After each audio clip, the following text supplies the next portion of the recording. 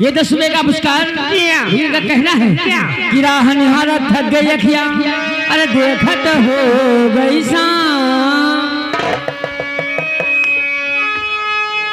राह निहारत थक गई अखियां, हरी देखत हो गई हरी देखत देखत रह गई अखियां, हरी आए न मोरे। तो मास्टर जी माँ का बिहारी क्या कहता है? क्या कह रहे हैं बहना? हरी सो रही थी मैं तो हरी खोल के केवान, कि सो रही थी मैं तो हरी खोल के केवान, बेदर्दी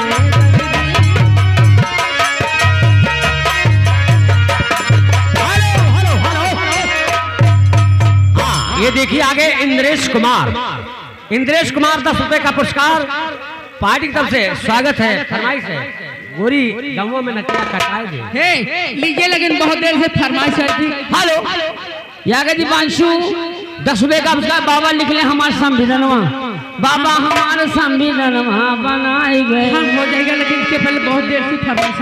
मास्टर जी कहना क्या है? हरी बलीमा हे बलीमा हे बलीमा कदर न जाने, बाली ले उमरिया के बलीमा कदर न जाने, बाली ले उमरिया के बलमा कदर न जाने, बाली ले उमरिया के बलमा कदर न जाने।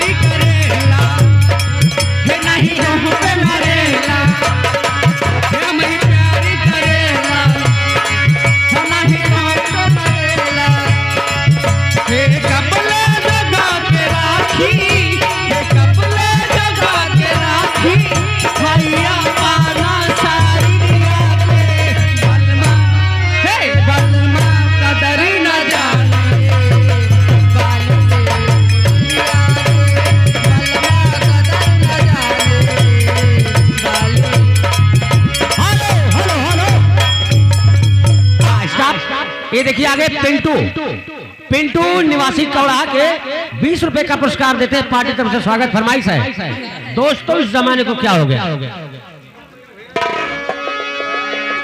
दोस्तों इस जमाने को क्या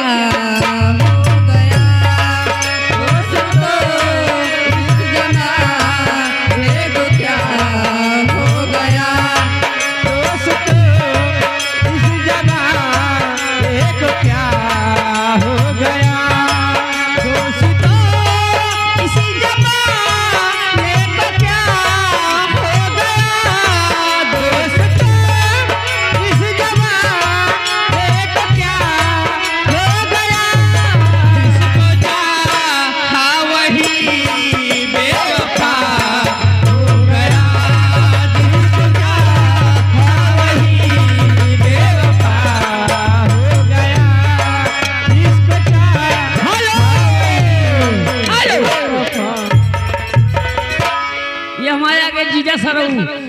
गिनती लेके फुर फुर, ये 10 रुपए का पुरस्कार का कहना है। क्या कहना है?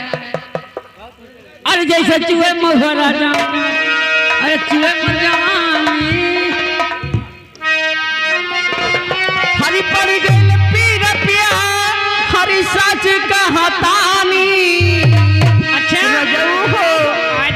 हरी पड़ गई पीर पिया, हरी सच कहतानी, हरी जैसे चूहे मोहरा जा, चूहे मर जवानी।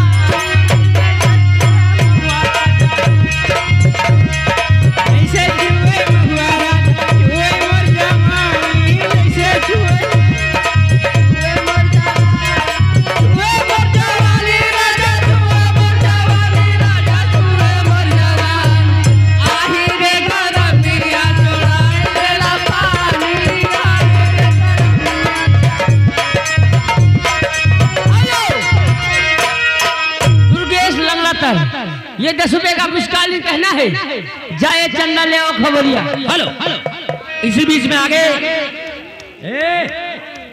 सुना करा जो कहे किन्नू नट, ये 10 रुपए का पुरस्कार देते पार्टी का स्वागत है। फरमाइश क्या है? क्या है? प्यार में तोहरा